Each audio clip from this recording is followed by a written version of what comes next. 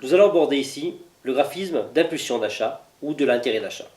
Chaque individu rentre dans une typologie de personnes. Je définirai ici 4 graphiques différents, un pour chaque typologie. Le graphique est visualisé sur 3 champs bien distincts. Le premier champ, ou la première phase, est celle de la montée de l'intérêt. Lors du développement de notre explication, nous devons entrevoir et anticiper les questions possibles. On peut dire que chaque réponse positive est un pas vers le sommet. De même que chaque oui prononcé par le client équivaut à 2 points. Ou si nous sommes déjà au sommet, à un prolongement de l'intérêt.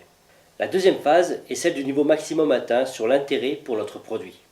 Là, l'important, c'est de donner du poids à la courbe d'intérêt majeure. Nous devons jouer la carte des avantages, apporter à notre discours les points importants soulevés par notre client. Quand tous les points sont abordés, nous devons mettre en évidence l'intérêt porté par de nombreux clients pour ce même produit. Et ensuite, jouer la carte de la pénurie. La troisième phase est celle du déclin de la courbe.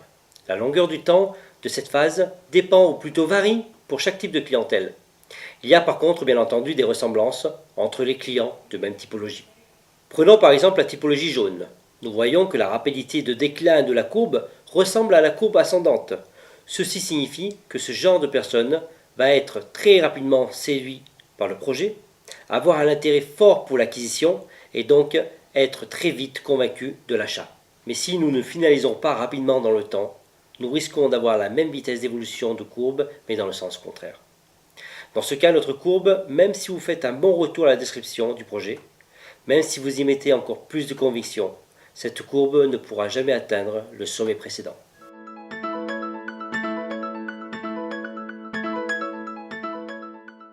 Avec ce client, vous devez avoir en main beaucoup de points intéressants pour pouvoir incrémenter la courbe d'intéressement. Vous pouvez constater que la montée est lente. C'est pourquoi vous devez exploiter tous les points positifs de votre produit et bien vous situer par rapport au cheminement de votre entretien. L'avantage avec ce client, c'est que même si la montée de la courbe est lente, son maintien au sommet est plus résistant. En d'autres termes, son intéressement au produit est plus long. Comme toute courbe d'intéressement, celle-ci aussi chutera. La différence avec les autres courbes, c'est que sa chute est lente. Donc même si vous prenez un rendez-vous un peu loin dans le temps qu'habituellement, vous pourrez être sûr que ce client n'est pas perdu. Quand je dis loin dans le temps, n'exagérez pas, car la chute est quand même inévitable. Si on observe bien la chute de cette typologie, on voit qu'elle descend par palier, ce qui veut dire que chaque palier dépend d'une réflexion. Si vous avez rendez-vous avec le client pour la signature lors des premiers paliers, vous partirez de chez lui avec un contrat signé. Si par contre, vous avez trop attendu et vous vous trouvez dans les paliers de chute libre, vous risquez de repartir bredouille et même, il est fort possible, que ce soit le client qui vous appelle pour annuler le rendez-vous. N'ayez aucune précipitation initiale. Posez votre argumentaire pierre par pierre et dès que vous atteignez le sommet, lancez la conclusion en respectant la typologie. Nous avons avec la typologie jaune une courbe très intéressante sur le point de vue intéressement ainsi que désintéressement total du projet. On peut remarquer que l'intérêt porté sur un projet a une ascendance très rapide, pour le simple fait que les personnes de typologie jaune font facilement un mélange entre rêve et calcul. Je vous le rappelle, elles ont beaucoup d'imagination. Le temps de stagnation au sommet, par contre, est minime.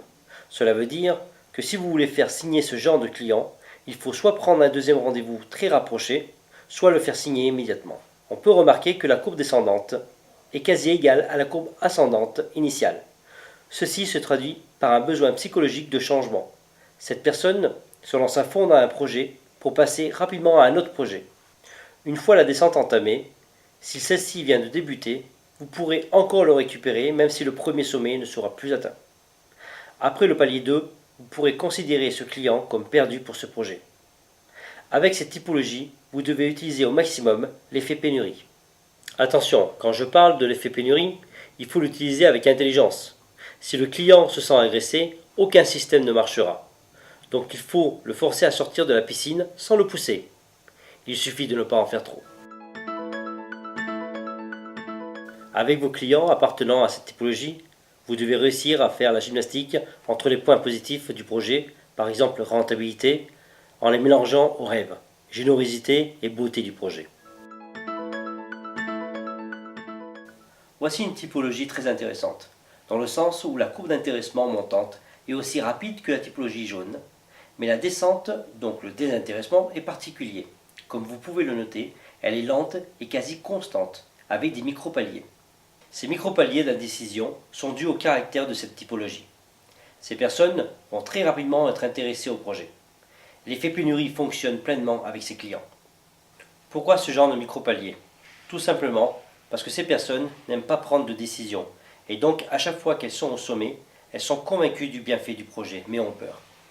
D'où les petites dégringolades. Pourquoi sont-elles petites? Tout simplement parce que nous sommes encore avec elles au rendez-vous. Une fois l'entretien terminé, vous devez prendre rendez-vous très rapidement avec ces personnes, presque plus rapidement que pour la typologie jaune. Mais au mieux, si vous pouvez, faites-les signer directement. Si vous prenez rendez-vous, vous pouvez vous attendre à ce que le client vous rappelle avant votre déplacement, soit pour que vous répondiez à des questions, le tranquillisant, soit pour annuler tout simplement le rendez-vous. Chose quasi certaine s'il tombe sur votre répondeur, car généralement ces clients n'osent pas dire non directement. Pour faire signer ses clients, mettez en avant les points positifs, des calculs avec un mélange de rêves, mais à contrario de la typologie jaune, insistez sur le point qui ont un caractère social.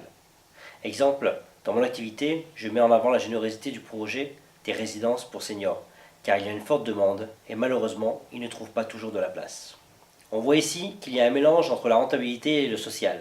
Point important et certain, si vous sentez que la personne est intéressée mais hésite énormément tout simplement par peur, n'hésitez pas à la pousser. La typologie bleue ressemble un peu à la rouge avec une pincée de verte.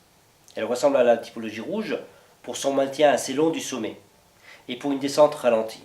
Par contre, elle ressemble à la verte pour sa croissance et aussi pour les paliers de récupération. Une chose très importante à retenir, la vitesse de l'ascendance de la courbe n'est pas due au rêve, comme pour la typologie verte, mais à la compréhension et à la valeur des chiffres. Car je vous le rappelle, ces clients s'attachent avant tout aux chiffres.